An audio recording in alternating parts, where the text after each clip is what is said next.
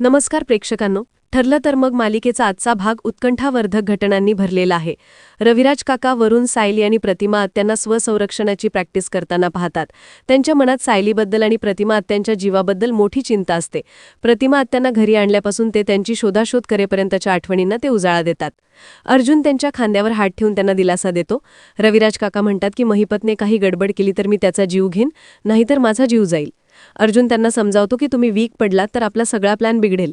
कोणत्याही परिस्थितीत वीक व्हायचं नाही हे मला तुम्हीच शिकवलंत.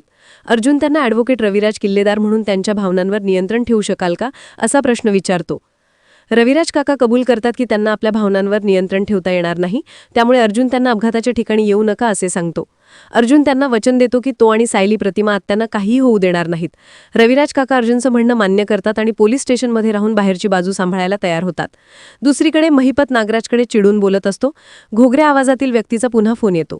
अर्जुन त्याला लोकेशन पाठवतो आणि संध्याकाळी 6 वाजता भेटायला सांगतो.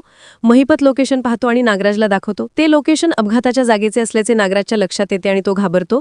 महिपत चिडून म्हणतो की त्या माणसाला तिथेच संपवणार. तो पक्क्या नावाच्या आपल्या गुंडाला बोलावून त्या पत्त्यावर आपल्या माणसांना आधीच पेरून ठेवायला सांगतो.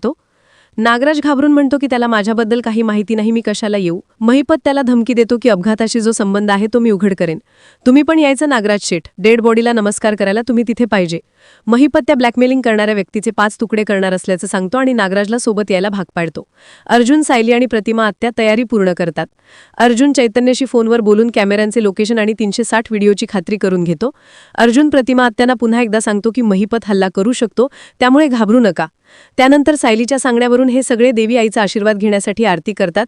सगळ्यांचे मन शांत व्हावे यासाठी ही आरती महत्त्वाची असते.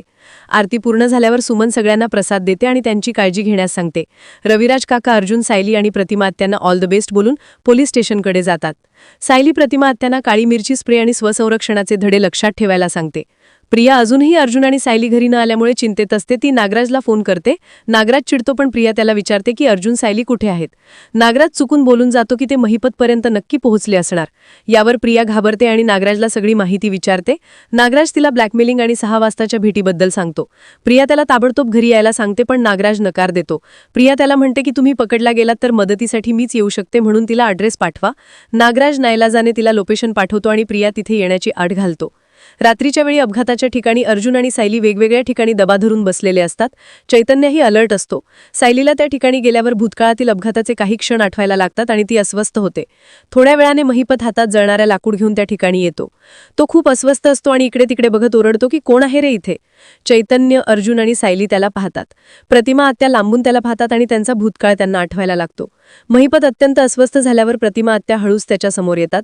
महिपत प्रतिमा आत्यांना अचानक समोर बघून रागाने त्यांच्याकडे पाहतो. सगळेजण आता श्वास रोखून हा थरार पाहतात. उद्याच्या भागात हा थरारशी गेला पोहोचणार आहे. महिपत प्रतिमा आत्यांना म्हणतो की 22 वर्षापूर्वी जे काम राहिलं ते आज मी पूर्ण करणार, आणि रिव्हॉल्वर चालवतो. प्रतिमा आत्या स्वतःवर हल्ला परतवण्याचा प्रयत्न करतात. नेमकी सायलीमध्ये येते आणि महिपतने चालवलेली गोळी कोणाला लागणार हे पाहणे उत्सुकतेचे ठरणार आहे. बघत रहा ठरलं तर मग.